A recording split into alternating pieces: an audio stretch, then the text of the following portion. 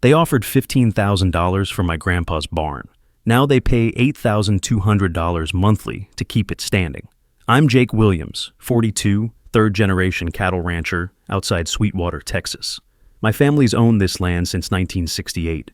The barn sits on 5.8 acres, 2,100 square feet of weathered wood and memories.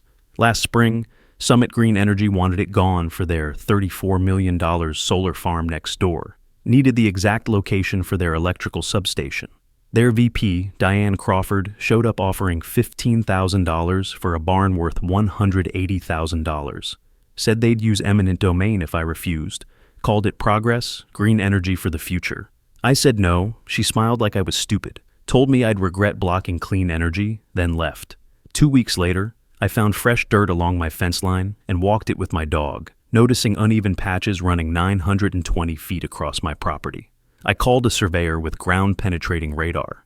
They'd buried power cables underground through my land with no permission, no easement, no contract. For 14 months, they'd been using my property as their personal highway. I bought an industrial padlock, drove to where their cables entered my land, chained the access hatch shut, installed a steel plate over the conduit entry, bolted it down, posted a no trespassing sign, then waited. Crawford called within 6 hours threatening legal action. I told her to read Texas property code. She said I was jeopardizing vital infrastructure. I said she'd committed criminal trespass for 14 months. She hung up. My lawyer loved it. We pulled my 1968 property deed, got the county survey, hired a drone operator, documented everything, sent a demand letter, 72 hours to respond or we file charges. The local paper ran it. Green energy giant caught stealing land.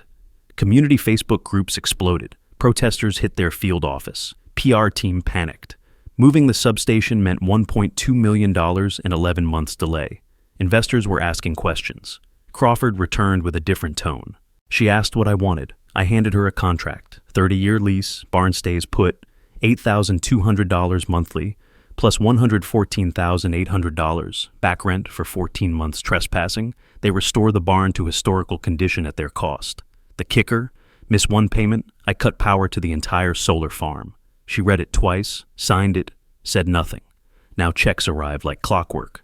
Fresh paint, new roof, historical plaque.